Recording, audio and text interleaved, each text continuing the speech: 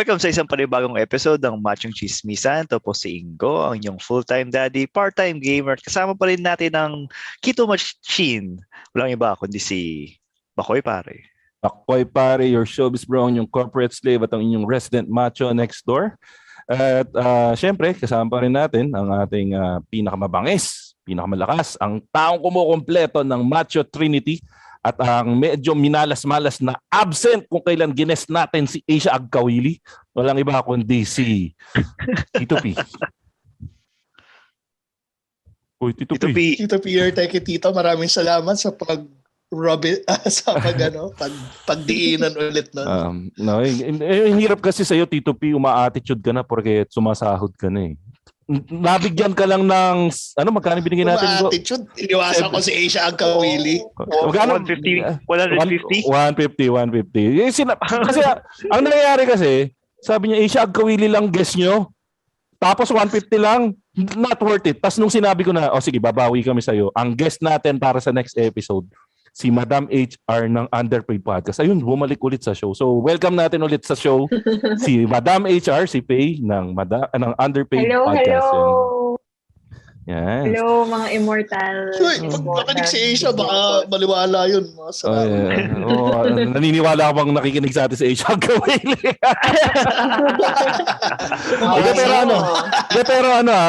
Nag-message sa akin si Asia Agkawili na masayang-masaya daw talaga siya doon sa guesting niya sa show natin. Ang word pa nga na ginamit niya is so 90s.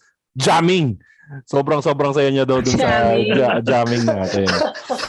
No. Pero teka, nagsasabi rin siya na gusto niyang magsimula ng podcast. So, sana guys, kung if ever na magtuloy si Miss Asia Agkawili, supportahan niyo podcast. At kung gusto niyo na magbigay kami ng libreng mega upload account sa inyo, i-message nyo lang si Asia Agkawili ulit na we want mega upload accounts. Bibigyan niya kayo ng mega upload accounts. Sulit na sulit. At kung dito rin sa show, pwede rin siyang magbigay dito ng pamimigay natin. So kakausapin siya para mamigay siya ng mega upload accounts. Sulit na sulit yan. Diyan nyo pwede nilagay yung mga porn nyo para hindi na isi-save sa drive nyo. Pwede. Pare, 2 terabytes din yun, pare. 2 terabytes. Ang daming porn ang pwede mo nilagay doon. Madami-daming porn for 1 year. Anyways, eto balik tayo dun sa hanging question natin from our last episode. So, Tito Peach, Ingo, natandaan nyo ba yung hanging question natin kay Madam HR? Yung mga kung may nag-hangki-pangki ba sa office. Hangki-pangki. Pero ito muna yung... Saan sila nahuhuli? Yun yung gusto ko. Dapat may statistics ko saan nahuhuli yung nag-hangki-pangki. Sige, yun muna. Tapos pupunta natin yung mas hardcore na question after that. So, Madam HR, ikaw ba, ilang years na ba yung total experience mo na magiging HR ka? Magte-10 years na. Matagal na. So, ibig sabihin, nagsimula ka mag-HR ng 11 years old kasi 21 ka ngayon, di ba? 13 ako. Lakas. Ay, 13 na ba? Grabe. Itong-dito naman ang hirit na yun. 13 Pa, tama na po yan, pa. Sige. Sige. Umirit ang bango mo, iha. Delikado yan. Hindi ganun kalaki ang kinikita ko dito para mapahamak. Sige. So, yun nga. Faye, Madam HR. Meron na bang mga... Kasi, di ba nag-handle ka ng call center parang for a time din. Alam kasi natin... Call center, alam natin kasi na ang call center. Tanggapin natin to kasi ako galing call center. Ingo, galing kang call center. Yes! Magkakwento na si Makoy! Madami. Ang call center, parang extension yan ng eskwelahan. Madaming hangki-pangki na nangyayari dyan. At ang tao... pati sa school! Pagpunta ko sa school, Makoy! Ano yung kwento mo? at alam nyo naman na pag ang tao gising sa gabi, ang tao, natural na pag nasa gabi, ang hahanapin yan, Ingo, ay... Pagkain! Gago. Kain! Bukod sa pagkain, inom at pampainit. Yun nga, sabi ni Sherwin. So, madami-dami bang kaso kayo na nahawakan na may naghawakan sa office or may alam mo na, yun, meron bang ganon? Ay, meron! Oo, oo. Sure na sure kayo na meron na. Pero hindi ko talaga alam kung ganun pa siya katalamak. Pero meron din.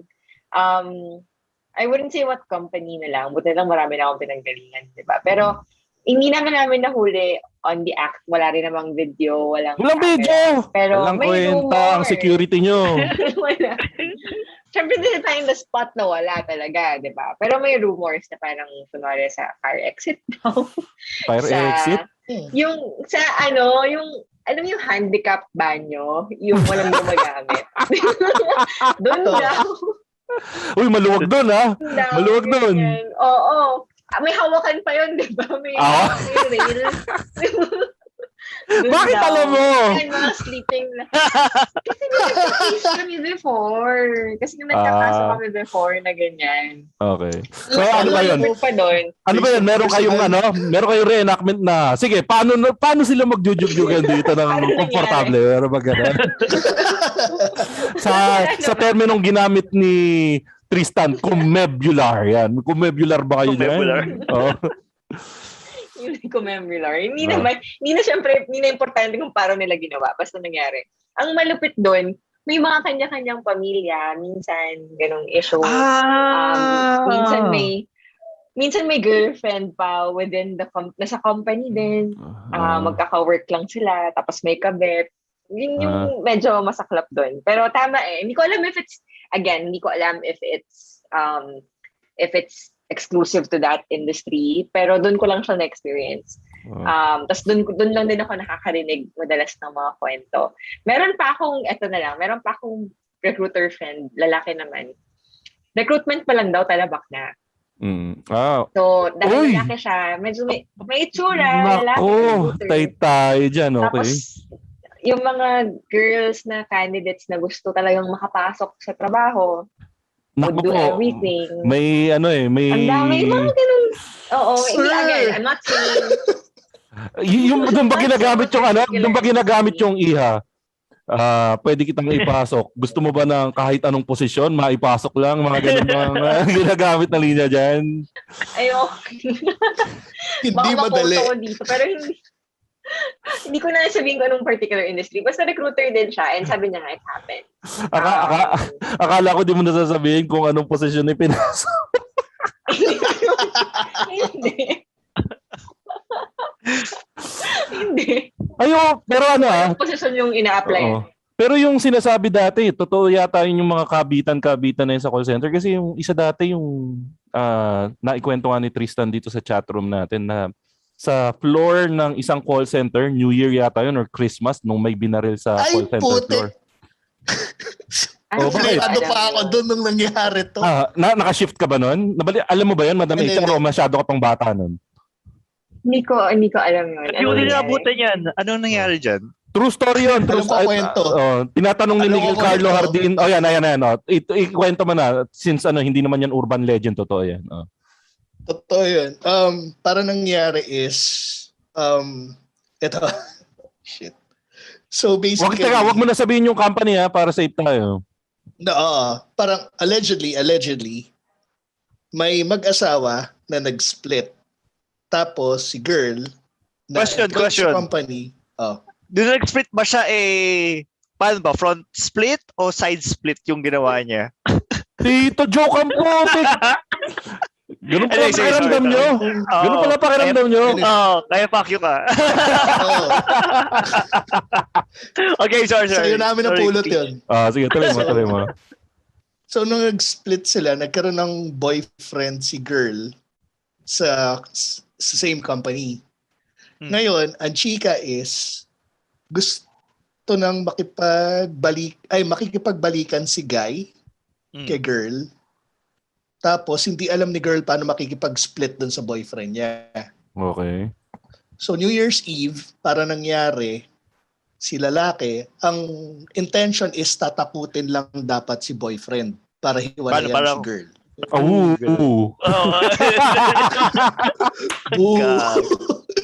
Ayaw ko yung show natin. Sige, Peach. Sorry. Nag-tailgate si asawa. si X para makapasok sa office. Tapos, nung nagkita, Nagulat nga. Nagulat. Naipotok. Tinakot, naglabas ng baril daw. Dahil naglabas ng baril, nagkagulo. Self-defense tong si boyfriend. Nagbunuan daw sa baril ay nagagawan. Sino ang nabaril? Yung nagdala ng baril o yung yung nag-self-defense? Yung boyfriend, yung nag-self-defense. Tapos, casual na lumabas yung Sorry, sabi ni Mike the Undertaker, sino daw napotok? yung boyfriend. Ay, nako. So, yun ang storya. Ang storya. Tapos, yung mga walang hiya kong mga office mate, inalam yung picture ng babae. Sorry, inalam yung... Naputol kayo. Yung picture ng babae. Picture ng babae. Kasi gusto nilang malaman kung mababaril man ako, kung sulit ba yan. Teka, pakagag. Nakita nyo? Oh, worth it bang mabaril para doon? No comment. Kayo. Ako yung ibabaon nyo eh. Pero sa mga ganun ba, Madam HR, paano yung punishment pag nahuli na may ganung klaseng scandal or ganung reclusion perpetua? Pumatay yun. Hindi. Kulong ka. Pumatay sa minimum. Sorry, employee ha. Kailangan namin tagalin sa trabaho kasi makukulong ka habang buhay. Mahirap magtrabaho dun eh. Pwede ka naman bumalik kung makalabas ka. Hindi, I mean, ito ko yung ganon. Is yung, Teka. Basahin ko yung mga comment. Ang ganda ng comment eh. Sobrang sulit ng mga comment eh. Sorry, sabi ni Jomar J. Sorry suspendido ka ng 25 years. Makukulong ka sa 25 years eh. Kung bukas pa yung company, balik ka. At sabi naman ni Jade, pwede ka naman mag-work from jail eh. Parang si... Ito maganda yung comment ni R.A. Acosar. Coaching lang tol, coaching.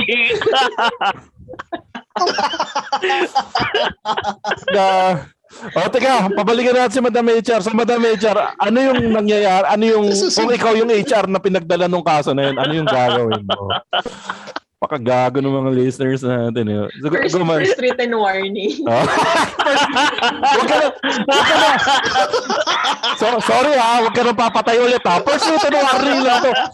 Pag pumatay ka na ulit, may chance na masuspend ka. Pero pag pangatlo, sigurado termination yan ha.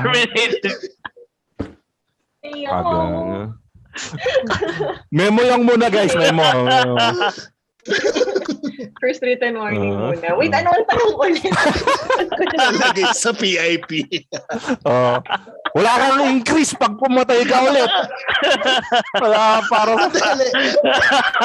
Ganda na comment ni RA. Dahil na, RCA pa.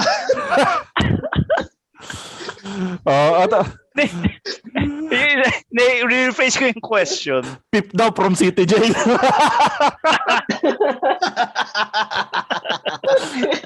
Teka, di na nakasagot si Madam HR. Gago kasi ng mga listeners natin. I-rephrase ko yung question. Ito, teka.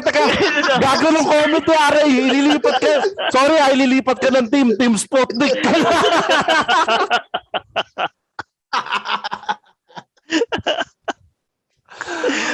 Maganda pala tayo naka-live dahil sa audience. Pakagago mo, Aray. Sige, teka, paalala natin kay Madam HR. Yung tanong, Madam HR, kung halimbawa may nagpatayan sa floor. Wag naman patayan. Yung may family yung isa sa mga employees tas may nagkaroon ng kabit. Ganun. Promoted to ship manager ng sige-sige daw.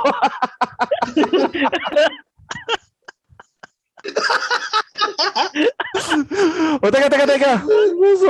Sorry, Madam HR. Sorry. Gago lang talaga yung mga listeners natin. Nakapatay ka daw ba? Pwede ka pa rin daw bumatay ng Christmas party. Hindi pwede.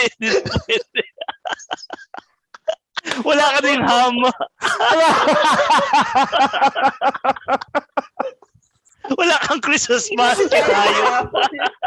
Ang Christmas. Hindi ka kasama sa raffle. Ang performance mo daw dancing inmates.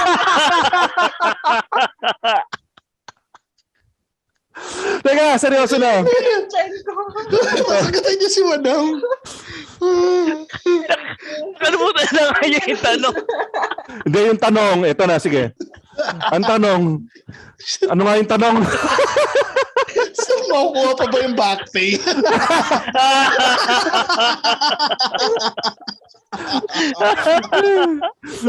Hindi. Sige, game. Madam HR. Seryoso na tayo. So, ano yung pwedeng... Inumuna ako tubig.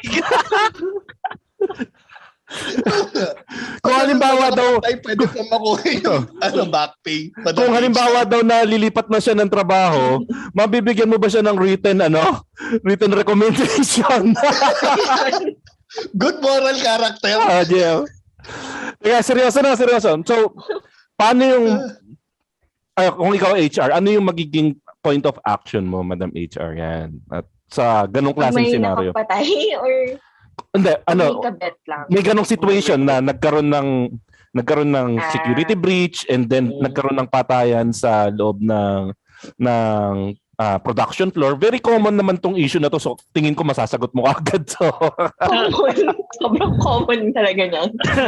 Ano yung sasabihin ko pala, hindi ko pa talaga siya naranasan. Pero kapag may criminal case na, syempre tawag na ako ng pulis. Okay. Pero ano yun, kung halimbawa, yun nga, si ate girl na naging root of all evil, matatanggal ba siya sa trabaho? Ano yung opinion mo dito bilang isang HR practitioner? Generalist?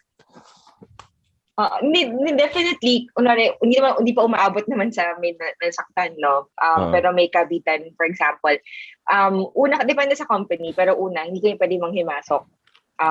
Not until someone who is related files for a complaint. Kunwari yung mismong asawa, anak, kamag-anak, hindi kami pwedeng basta-basta manghimasok. Kasi for all we know, baka naman talagang mas masaya siya doon, di ba? Mas happy sila. And if they're like valuable employees, sayang naman. Pero kapag may complaint na, that's when we step in. Tapos we just let the person know na, yun nga, we frown upon it. Kapag halimbawa talagang may pamilya na or may mga kabit sa office, it's something that can affect their job, their performance. Napakagago ng comment section. Mamaya na tayo magbasa ng comment section, di makasagot na maayos. Since Christmas naman daw nung nangyari, dumating daw yung pulis, nakikain daw muna sa Christmas party bago inuli yung ng baril. Meron din, ayan, Madam HR, meron din bang night dip sa Bilibid? Sabi ni Miguel. Sabi ni Penny, kasali daw yung death certificate sa back pay requirement. Tapos sabi ni Jade De Leon Tumampil. Kasama pa rin ba kaya siya sa team building? Sa outing. Pag work from jail daw ba 100% pa rin daw ba yung pay? Pero makakasali daw ng team building via Zoom, sabi ni Peter Jan Lainez. Anyway, so yun. So pero syempre sad yung nangyari na yun doon sa event na yun kasi syempre may nawalang life. So sana hindi na mangyari ulit yun. Ba't tumatawa kayo? Magagago kayo. Sayang daw yung pastor kasi nakapatay. Ayos ka, Joman G! Teka, ito, may seryosong tanong tayo kay RA Acosar. Seryosong tanong po. Based po sa experience, naging bagman po kasi ako. Meaning, pinapasukan ako ng incentive ng boss ko. Ay, ito, magandang tanong to. Naging bagman po kasi ako, meaning pinapasukan ako ng incentive ng boss ko. May kaso po ako noon since po di ko sinumbong. So anong tanong mo? Hindi ba kayo yung tanong niya? Okay. May kaso ba siya kasi nagets ko na. Sa crime? Kung halimbawa na nagkahulihan, nahuli yung boss na dinadaan sa kanya incentive tapos partiyan siguro sila. Makakasuhan ba si RA noon? Oo. Lalo na kung Accessory. makakuha rin ng accessory. Kasi technically, hindi niya deserve yung mga incentives na dumating sa kanya. Tama? And malamang sa malamang, kahit kunwari hindi mapatunayan, baka may porsyento siya doon sa mga nakukuhang incentives. Delikado yun. Meron din, meron daw bang ambagan sa team building? Tama na kaya piitan jokes yan. Maiba naman tayo. Punta tayo ng outing. Outing. Punta naman tayo ng outing. Di ba usually sa outing, ang bumibida yung team lead? Nagkaroon na ba tayo ng kaso na involve yung team lead tapos ina-exercise na yung kanyang power para makapanchicks? Di ba ako nakapag-handle ng gano'n? Pero I've heard of stories. Tsaka hindi malayo kasi they have control. Lalo na kung medyo magaling yung team lead, alam mo, persuade ng tao, they can easily use their position and sabihin na, uy, pag hindi mo ko pinagbigyan, baka hindi kita i-promote, diba? Or baka maapektuhan yung performance review mo. Kahit po-perform naman yung tao, magtatakot sila. Sorry. Galing pa. Yung pag di mo ako pinagbigyan, sobrang 80s tito yung linya na. Naalala ko sila Max Alvarado, sila Paquito Diaz. Pag di mo ako pinagbigyan, Hindi, natawa ko yung pag di mo ako pinagbigyan. Tapos yung sumunod na phrase ni Madam HR, yung ginagalingan naman yung performance. Tapos parang yung team lead. Yung performance. May increase kaya.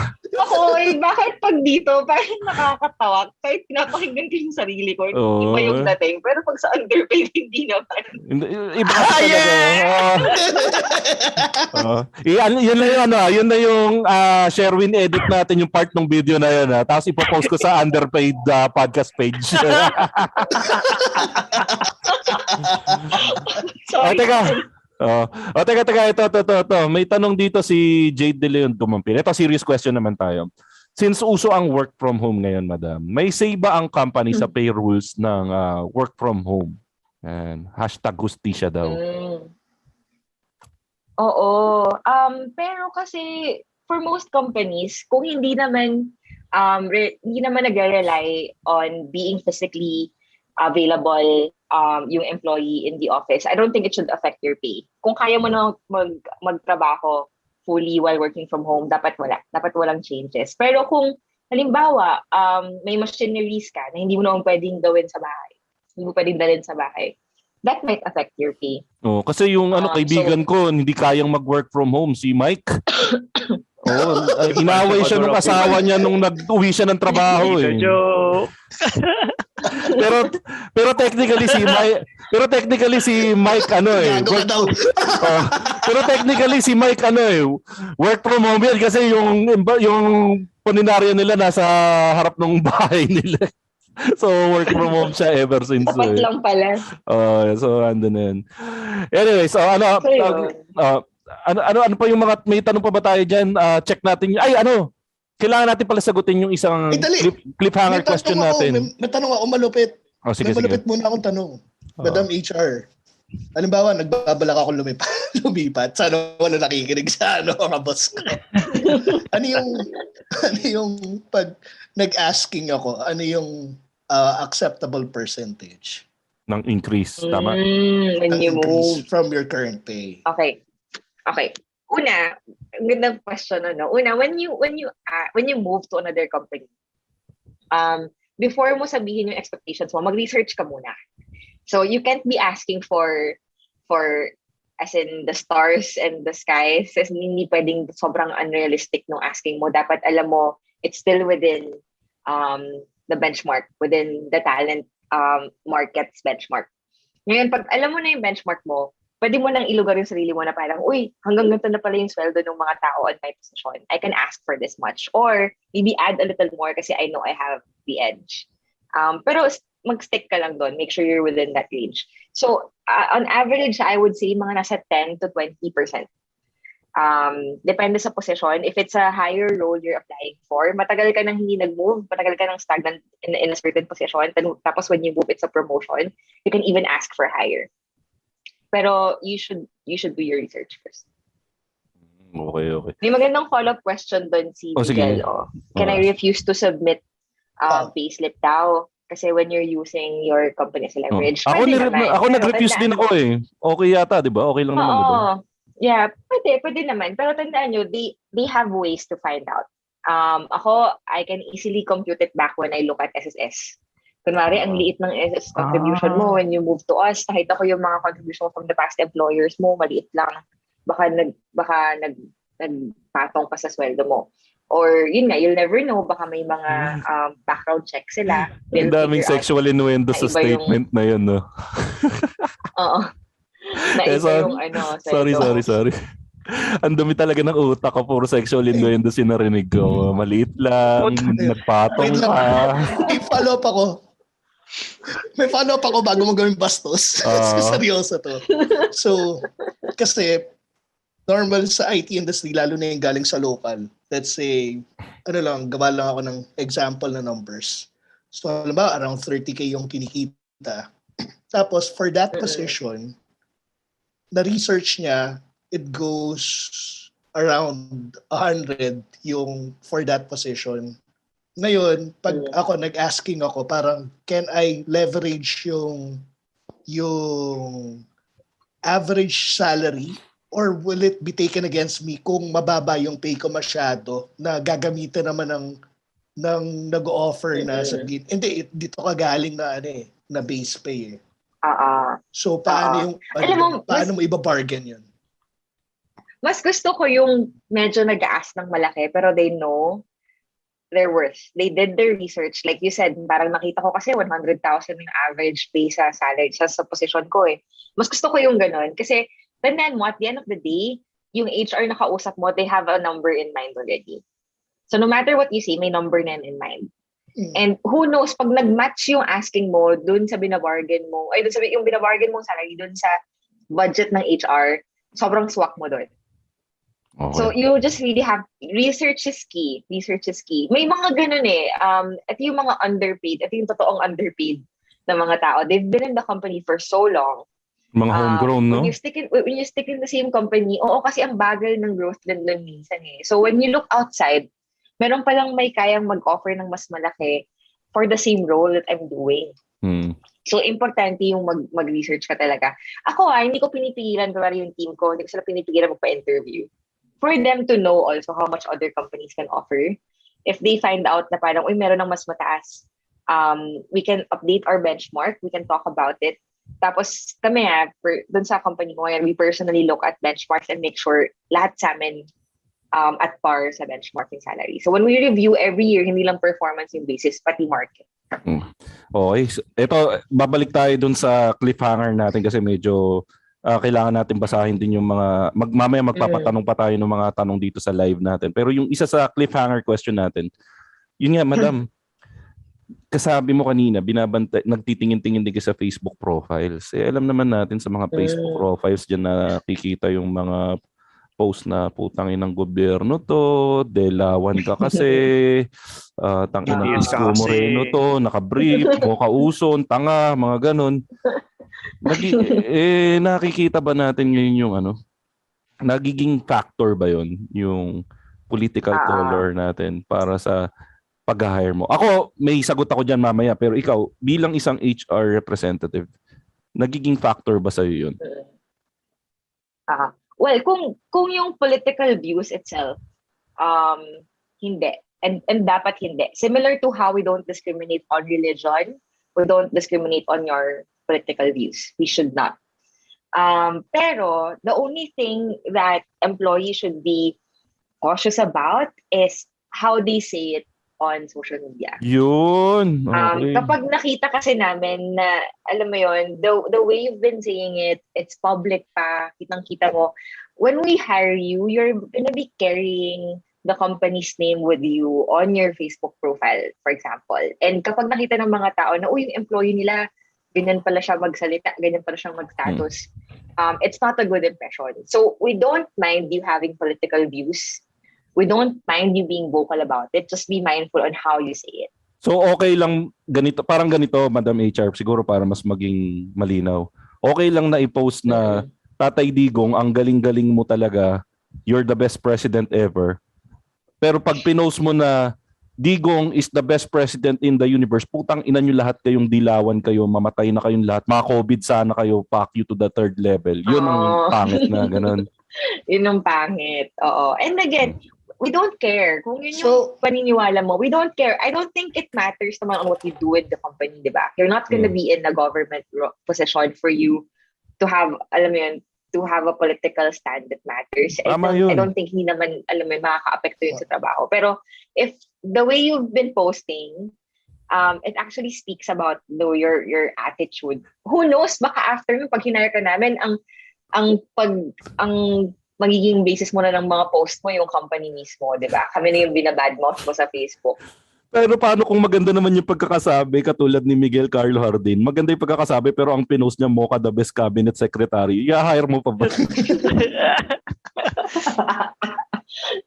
Again, hindi kami nagdi-discriminate. Hindi, pero it shows sa poor lack of choice. Na hindi ka nag-iisip. May hair ko to. Magpatay ng server to. Patay tayo sa... Anyway, pero go. Sorry, go. No, basta just be careful how you say. Monggo, masarap magluto ng monggo. Pero yung ano ba? For example, wala bang Idol kita Banat B. Yung si Banat B. Si Kalbo. Hindi kilala din yun. Mocha. Anyways, sige. Teka, go. Hindi, iniisip ko kasi, may mga boss kasi na mahilig mag-add ng mga subordinates nila sa Facebook. So, wala bang kaso or meron bang way para maprotektahan ni HR yung mga employees about sa ganyan na may mga boss na gusto mag-add sa talagang Facebook account na ako personally ganoon yung nangyayari, tapos parang gusto ko kaya yung underlings ko in-add ko lang siya sa Messenger kasi ayoko din makita kung ano man yung niya yung pinagagawa niya sa buhay niya Yan. Pwede namang hindi accept. Hindi naman yun issue. Pero kung talagang mapilit, kunwari, it's part of the job. You guys are social media managers. Gusto ko makita ko yung mga pinopost mo related to what we do. Parang may way na yata on Facebook and Instagram even para mag-group. Pwede mo siyang ilagay sa kunwari restricted group na ito lang yung makikita niya. Hindi niya makikita yung mga pictures mo sa Boracay. Ganyan. Oo. Minsan kasi required sana ako Sinungaling leave. Yung mga ganun, pwede mong kung mag-post ka ng picture from somewhere, tapos naka-SL ka, i-restrict mo sa kanya yung post mo. Yung mga ganun. Wala daw ako makikita. Anyways, hindi, delikado rin kasi yun, Ingo, kasi minsan naman kasi, hindi ikaw yung nag-post, pero pinost nung isang tropa nyo na kasama sa group. So, lalabas din sa feed ni Bossing. Yun. Okay, dito sa chat group, sino pa may tanong diyan? Katulad nila yung mga tanong nila. Edi turn on na lang nila yung mic nila tapos isa-isahin natin. Sige. Sinong umpisa natin kay Peter. Peter, ikaw ba? May tanong ka ba, Peter? Kung sino sa inyo? Magtanong kayo! Ayun, si Peter. Sa government setting kasi ako Okay, HR, Peter. Pero sa government. Malayo yung difference sa private. May tanong ka ba, Peter? Ano tanong mo? Sa pagdating sa private ba may sick at saka vacation leave credits din na pwede mong i-convert into financial or cash equivalent. To cash, yes. Oo, meron din. Actually, sa private, paramihan na nga din sila eh. In some companies kami 30 days kami per year, regardless kung sick leave or vacation yan. Um, hindi lahat convertible to cash though, pero as in paramihan na ng leave. In some companies, uncapped, as in walang limit for as long as approved. Unlimited leaves. So meron na rin. Yung conversion to cash, ito lang I think ang mandated lang naman by law. Not even mandated, it's tax-free. So it will take advantage ng mga companies up to 10 days per year. Pero hindi siya mandate So kapag may mga companies na hindi convertible to cash yung leaves, wag sasama ang loob. Minsan kasi they also want you to consider using it para hindi kayo nabu-burn out. Kumbaga benefit na lang ni company kung i-reimburse nila sa iyo yung mga leaves na di mo ginamit, no? Yes. So hindi siya obligasyon. Kumbaga ano siya. May schedule ng sakit mo pag pag hindi convertible to cash yung SL mo. 1.25 per month di po ba yung equivalent sa private? Oo, depende sa account. Kami kasi 2.5 per month kasi 30 days kami. Oo. Tapos may mga companies, may kausap akong company na unlimited as in uncapped leaves. So wala nang accrual as in lahat available. Unlimited. Okay, sige. Thank you sa Madam HR. Sige, next question natin si Penny with the new kidney. Tapos susunod sa kanya si Miguel. So Penny, ikaw muna. Ano yung tanong mo, Penny with the new kidney from the States? Hey, good morning. So, ang seryoso dito. My questions are, I'm just gonna pull it out from like the Facebook post that we had earlier. So I pretty much work for I do a lot of like FTE planning and FTE recommendation for each group. And right now, the current issue that we're having is yung what do you call that? Yung number one, we have like a lot of attrition due to COVID. Is that the same experience that you guys have there in the Philippines? And then second would be go ahead. No, sorry. For your first question, it's very different. Parang dito, attrition actually reversed. We had less attrition, mainly because people are worried that they might not find another job. It might be harder to find another job given the lockdowns. So parang instead of people resigning and attrition getting really high because of COVID, they actually wanted to stay and stick to the companies. That's what we observed now. For the last year and a half, we've been on and off on lockdowns. Mas mababa yung attrition dito. Sorry, go ahead. You have another question, Penny? Oy, Penny, may tanong ka pa. Ay, wala siyang mic. Sorry, kasi sabayan ko. May meeting kasi ako ng FDE recommendation. Ang ganda ng accent, medyo tanga. Hoy, Penny! Nagsasabay ako ng meeting, sorry. Sige, next natin, Penny. Gandahan mo ulit yung accent mo para mukhang mayaman yung podcast namin, Game. Time out, wait. No questions for now.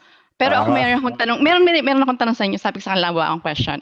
So for like open requisitions, so what's your target turnaround time for like opening a requisition coming from operation? And then what's your standard timeline for, I guess, like opening a rec to like filling it? And at the same time, what's your percentage that you use to add dun sa i-open nyo versus dun sa requirement na in-open yung operation? Say for example, I want 5 agents. How many yung open nyo? Just to account for attrition, for like people who does not show up on like trainings in itself. Teka, Madam HR, bago ka sumagot, Madam HR. Producer Sherwin, Underpaid Podcast ba to? Take that, Underpaid Podcast. Sige. Tuloy mo yan, Madam HR. Sorry, nakala ko, hinahanap ko si Stanley Chi. Game, tira, Madam HR. Dito siya Papilix eh.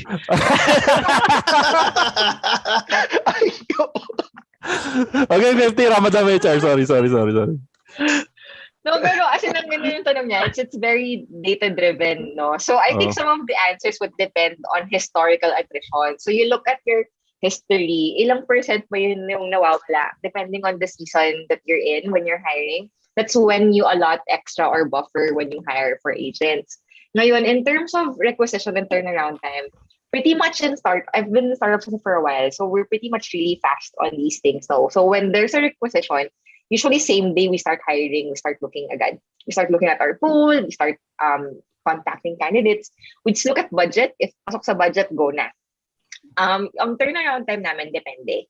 So if it's kunwari operations role, agents and stuff, less than 30 days, 2 weeks even, pag may magandang pool na kami, we can close it right away. Pero for roles like P2Ps and Ingo na mahirap hanapin dun sa industry nila, it's really hard. Usually takes like 90 days even, more than 90 days to close a single developer at times. Depende sa role, depende sa market.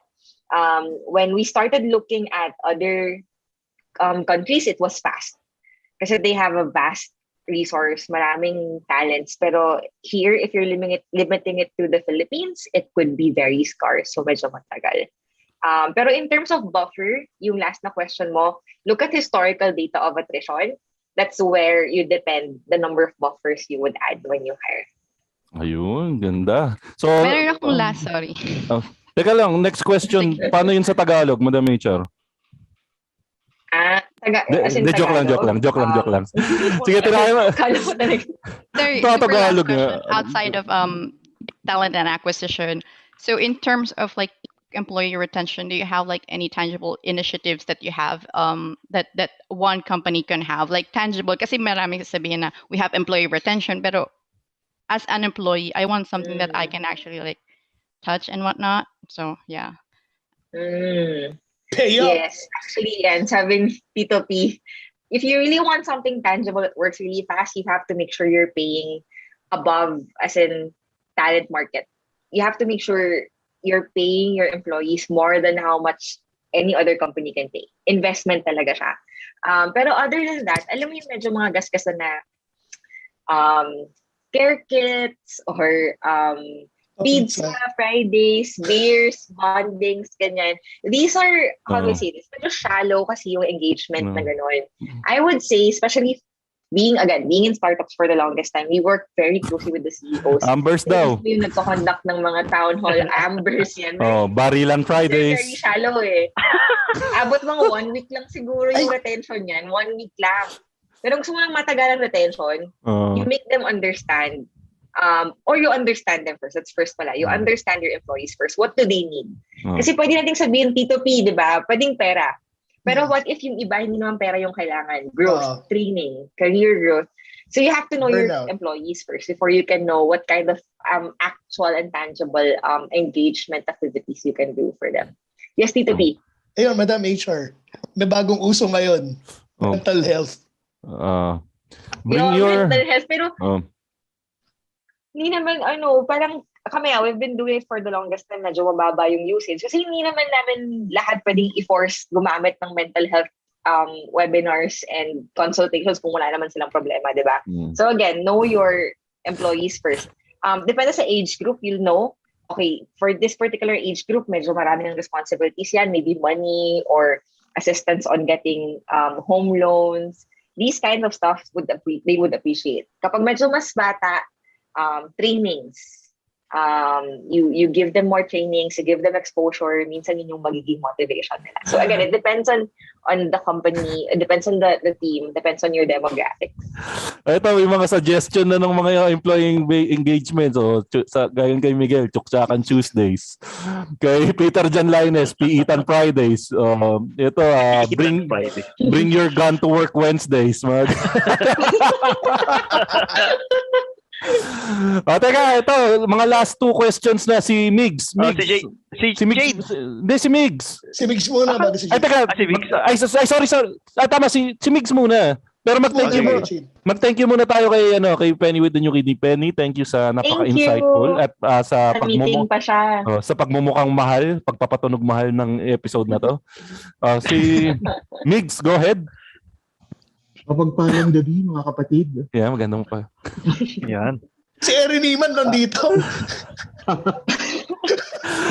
Gago sa iyo. Oo nga. Go, tira. Recruitment related. When a recruiter gives a soft offer, is it considered na in the bag na yung role for you?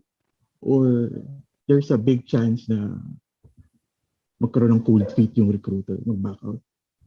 Ano ka soft yun? Soft offer meaning parang verbal. Wala pang black and white sa job offer. Oo, hanggang walang pirma. With the numbers. Pirma. Okay. Oo. Alam mo, it doesn't usually happens na magbaback out. Kapag sinabi na sila na ito yung offer namin, we give you a date, we give you an overview, tuloy yun. Baka natatagalan lang sila on documentation. It can happen.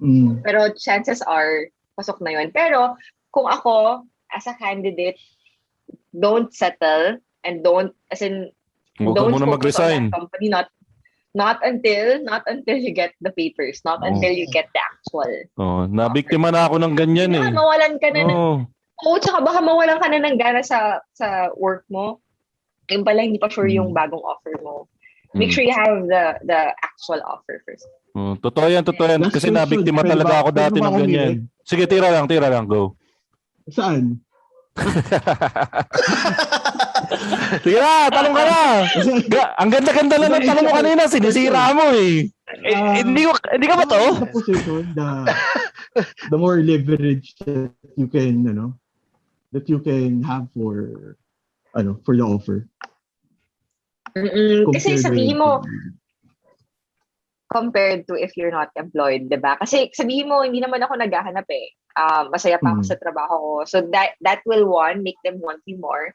And to give you a leverage to ask for more. Sabihin mo, hindi pwedeng mo sa baba dito kasi ito yung nakukuha ko ngayon. Pero if wala kang work, diba? Kung wala kang pang leverage, you have to settle on what they're gonna offer you. Totoo yan. Yung last ko kasi yung request, gusto ko merong tabo sa CR eh. May tabo. Hindi, alam mo boy, back up. Pag yung katulad ng lagi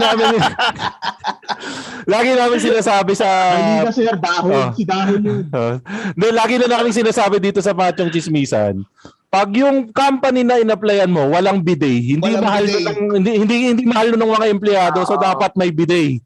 Pag walang bidet yung kumpanya, nag-CR ka, huwag ka na magtuloy doon kasi hindi kayo bibigyan ng increase doon.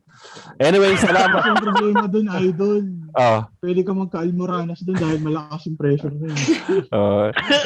Mas okay na magka-almoranas kesa makati yung puwet mo palagi kasi may tayo. Okay. Maraming salamat.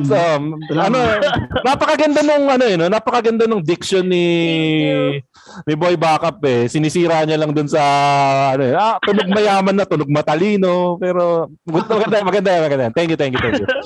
Yung last na question natin for this episode dun sa fastest rising podcast na galing sa tamod ng Machong Chismisan, yung MJ's Bubble Podcast. Parang nandiri yata ako dun sa... Parang nandiri ako dito si Madam HR, makakaya. Pero yun nga, pakinggan nyo yung Madam HR, kung wala kang ginagawa at ubos na ang episode ng Machong Chismisan at ubos na ang episode ng Underpaid Podcast, pakinggan nyo yung MJ's Bubble Podcast. Ito si Jade De Leon Tumpilo. Jade, ano yung tanong mo kay Madam HR? At sa plugging. Yun, Madam, regarding dun sa balik tayo dun sa attrition na sinasabi mo, it's the reverse versus dun sa question ni Penny. Marami din bang companies na nag-freeze ng mga promotions and salary increases na supposedly na plan and na budget nila dun sa 2019 evaluation na dapat magte-take effect ng 2020 and even 2021? Yes, apparently. Kasi at the end of the day, salary is part of, an operational budget. And if affected yung operations ng company because of the pandemic, because of ECQ, because of the industry stopping, they're gonna have to find ways to, parang recirculate the money within the operations, and that would affect salaries of employees. Marami akong nabalitaan. In fact, sabihin ko na rin as in ako, I took a pay cut. Our management team took a pay cut for a number of months nung nag-ECQ last year. Thankfully nga hindi na kasi ready na tayo. Alam natin kung anong mangyayari kapag ECQ, anong pwedeng gawin na, alam mo yun, na pivot ng company. Pero noon, talaga hindi namin alam gagawin natin. We had to take that sacrifice. So siguro yung mga na-unsyame ang promotion, na-unsyame ang increase, just be patient. I don't think I don't think ang papabayaan kayo ng company, especially if you stick with them through the lockdowns, through the pandemic. Mababawi niyo yan. Let's just be thankful na alam mo kahit maraming nawalan ng trabaho, maraming nahihirapan ngayon, ikaw may trabaho ka pa rin. Medyo madadali lang yung increase mo ng konti. Pero I heard of like some companies who stopped, like they did performance reviews pero they totally stopped giving increments for a time last year. Kumbaga, bibigay na lang tayo ng suporta dun sa mga kumpanya na kahit paano inalagaan yung mga employees na during the pandemic. So yun na lang yung suporta siguro, yung pagtanggap ng mga at least may work pa din, di ba? Though hindi pa rin maganda yung masaya na may work tayo, pero at least kailangan iniintindi pa rin natin na naaalagaan tayo ng mga kumpanya natin. Yan. Anyways, yun. Biglang shoutout na lang dun sa mga tao na nandun sa comment section. Hindi na namin nabasa dahil kapos na tayo sa oras. Pero merong isang magandang tanong dito. Madam HR, anong podcast ang mas na-enjoy mo? Underpaid Podcast o Machong Chismisan? Yan. Tanong ni Franz Javier. Sagot. First time ko dito pero sobrang saya. Ayan, okay. Pero syempre masaya pa rin. Pero yun nga, syempre masaya pa rin naman sa Underpaid Podcast kasi ibang klaseng flavor yun. Anyways, Madam HR, kung balak mong mas masayang podcast, yung light yung mga topics, pwedeng dumagdag dito sa Machong Chismisan. Si Raul na namimirata on air. Anyways, Madam HR, bibigyan ka namin ng chance para ma-promote kung ano man yung gusto mong i-promote dahil alam mo naman, nandito ka ngayon sa longest running comedy podcast sa buong Pilipinas at meron naman tayong audience share sa podcast world. So ano po yung gusto mo i-promote? Okay. Just follow me on Facebook and Instagram. Medyo hindi pa active yung pages pero it's Madam HR Faye. On both Facebook and Instagram. And then those who are looking for jobs, meron pa rin kaming Project Sibol. So in Talent 3, we help those who were displaced from the pandemic. Until now, we help them find new jobs. So you can send your resumes to jobs@talent3solutions.com.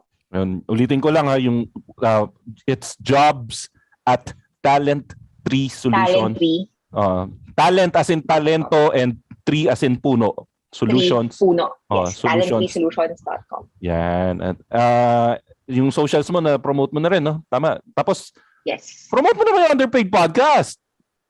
Oo naman. Syempre, listen to the Underpaid Podcast also, where we talk about everything and anything about, your office life being an immortal. Kasama namin doon si Stanley Chi, si Papi Lex, and syempre si Paring Makoy. Also there. Minsan nandun, minsan wala. Hindi, busy lang. So, okay naman yan. Anyways, yun. Ingo, Tito P, saan kanila pwede follow? Sa facebook.com/IamTitoP at sa Laika, Twitter, Instagram, Tito__P. Yun. At Ingo, saan kanila pwede i-follow? Bago nyo i-follow nyo muna si Happy Marcus Design sa Instagram at sa Facebook, Happy Marcus Designs. Ayun, designs pala, hindi pala design. Dahil siya yung magiging t-shirt sponsor natin once na dumating na yung stocks. So, just read our FB page for the mechanics para magkaroon kayo ng giveaway na free t-shirt and decals. Ay, may nabigyan na tayo, no? May nabigyan na tayo ng mga t-shirts, no? Meron na ba? Wala pa. Wala pa ba? Wala. Tapos, pakitandaan lang, sagot nyo pa rin yung shipping dahil wala na kaming Mr. Speedy yon. Ayun, so follow nyo ako sa _Ingomar sa Twitter at sa Ingomar83 sa IG. Ayun, tapos Ingo, paano nga sila magsusupport sa show? Paano sila mag-support, game? Ito pare, fresh na fresh. May nagpadala sa atin ng contribution, si Penny with a new kidney.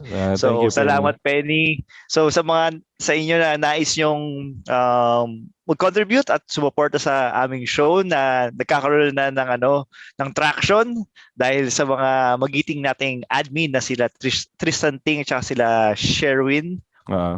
Pwede kayo mag-send pwede kayo mag-send sa GCash namin at PayMaya sa 0917-827-4673 at sa mga nasa abroad katulad nila Penny, tsaka nila Tristan, Richard at si Bon na walang apelido. Pwede kayong mag-send sa PayMaya sa paymaya.me/MachongChismisan. Ayun. At tapos, kung wala naman silang pera at dukha sila, Ingo, paano nila susuportahan yung show? Ayun, kung gusto niyo makalibre, pwede kayong mag-like, share, and follow sa mga social media pages namin. Pwede din kayo magkwento sa inyong mga katropa at i-market yung aming podcast. Ayun, maraming salamat. Ako, pwede nyo follow sa Twitter @ShowbizPro, at Instagram @ShowbizPro. Machong Chismisan, walang A sa dulo sa Twitter, sa Instagram, at Machong Chismisan sa TikTok, at yung YouTube account din namin.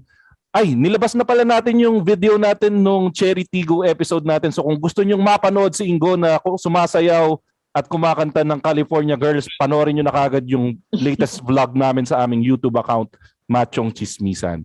At ano pa ba? Wala na, yun na yung pala. Again, a big shout out sa lahat ng umattend ng ating first ever Machong Chismisan prayer meeting. Walang iba, si Miguel Carlo Hardin, ang kumpare kong si Mike Mendoza, Peter John Lines, R.A. Acosar, Rex Biglang Awa, si Tristan Ting, si Sherwin, si Tito P, NJ's Bubble Podcast, Jomar J, saka si Miguel Carlo Hardin. Nabasa ko na yata lahat. Si Penny with the New Kidney. Binasa mo pati si PJ. Ginawa mo akong guest eh. Thank you. Natanggal niyo ba ako ulit? Tapos doon sa lahat ng nandito sa show, makisabay kayo sa amin sa pagsasara ng podcast na to.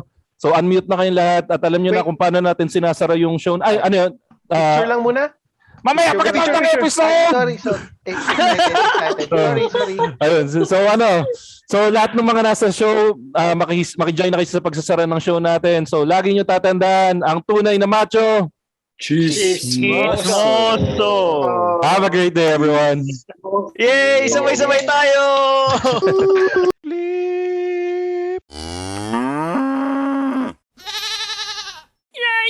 The views and opinions expressed by the podcast creators, hosts, and guests do not necessarily reflect the official policy and position of Podcast Network Asia. Any content provided by the people on the podcast are of their own opinion and are not intended to malign any religion, ethnic group, club, organization, company, individual, or anyone or anything.